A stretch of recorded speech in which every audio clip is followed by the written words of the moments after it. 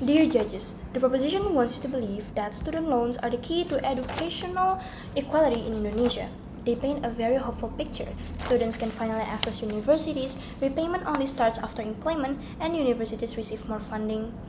But the problem is that it sounds only much better in theory rather than it would actually function in our reality.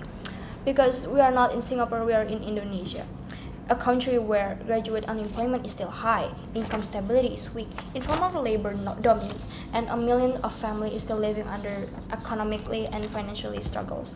Student loans do not create freedom, they create pressure. Today, as opposition, we firmly reject the idea that students should adopt a student loan mechanism.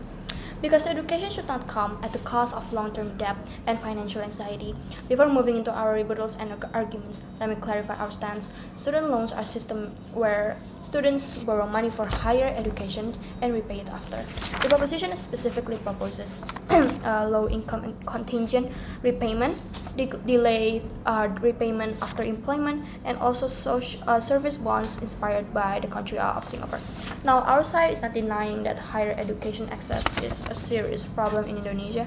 We absolutely agree that tuition is expensive, dropout rates exist, and scholarships are insufficient. But the question here is not, is access important? It is actually what kind of system should Indonesia apply to solve the problem? And we firmly believe that the answer should never be make students carry debt. Okay, so proposition said that claims that student loans increase access because students can pay tuition upfront.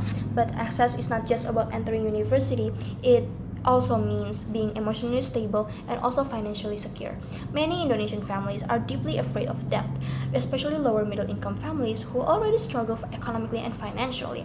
Even if repayment is delayed, students still know the moment they graduate, they still have debt to pay. Debt still follows them. The fear itself discourages participation. So no, loans do not magically solve accessibility, they just simply postpone the burden. And then proposition claims that Singapore succeeded, therefore Indonesia can too, right? This comparison is fundamentally flawed. Singapore and Indonesia are structurally incomparable. Singapore has a far smaller population, they have a stronger state capacity, a better labor absorption, and higher average income, while Indonesia has massive regional inequality, unstable wages, weak labor protections, and also a much larger informal economy. A policy that works in Indonesia cannot just automatically works in Indonesia. The proposition ignores the vastly different economic realities happening between the two countries, which is Singapore and Indonesia. And then proposition claims that loans are fiscally sustainable compared to scholarships. What proposition calls sustainable is just shifting responsibility from the state to students.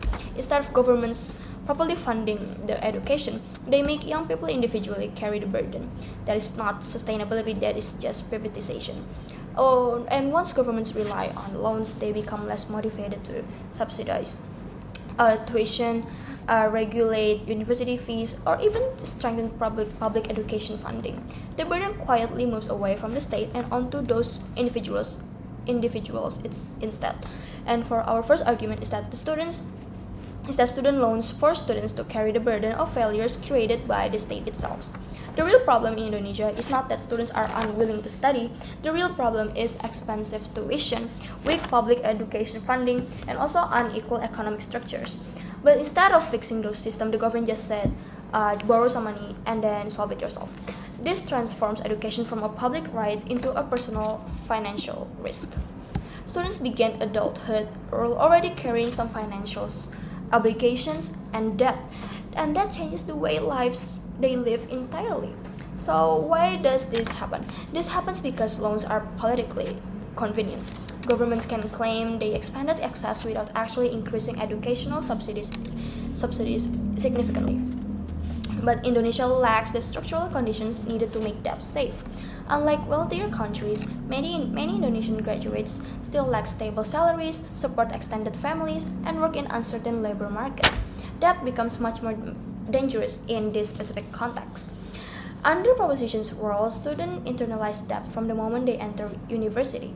As a result, students prioritize high-paying careers over meaningful ones. Poorer students become afraid to enroll, and graduates feel pressure to immediately chase income rather than developing themselves. Education stops becoming liberating, it just becomes economically and financially stressful. And it impacts a lot of people too. First, mental health, because young people begin life under financial pressure and struggles already. Second, inequality will worsen, because wealthier students can take risks comfortably, while poorer students become trapped by repayment anxiety. Third, career freedom disappears. Graduates will abandon teaching, social working, etc., because survival will become the priority. And finally, debt culture becomes normalized among those young people. In proposition's world, students technically gain access but enter adulthood already burdened by financial pressure, while in our world, education remains a responsibility of the state, not a debt contract imposed on those students. Our second argument is that students' loans do not solve educational inequality. They only deepens commercialization instead. So once universities know students can borrow money, institutions gain incentives to increase those tuitions. We already see this globally. It's like higher tuition, larger loans, greater debt dependence. Education becomes like a market driven. And why does this happen again? Because loans artificially increase students' purchasing power without controlling those educational costs. Universities respond rationally. If students can afford higher tuition through loans, institutions can charge more. But in reality, the costs are simply transferred onto those students.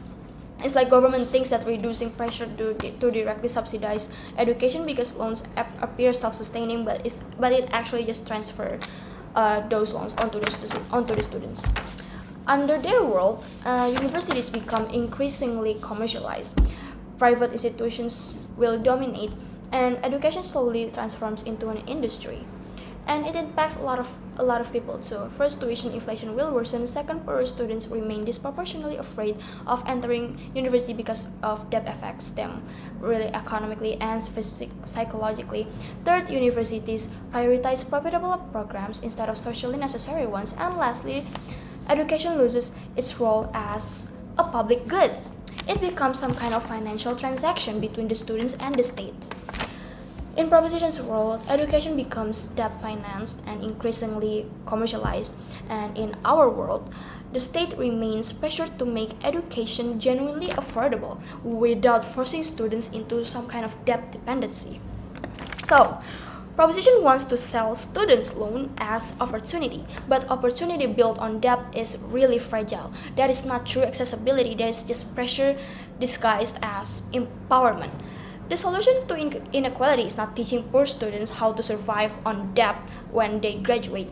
The solution is building an education system where students do not need debt in the very first place.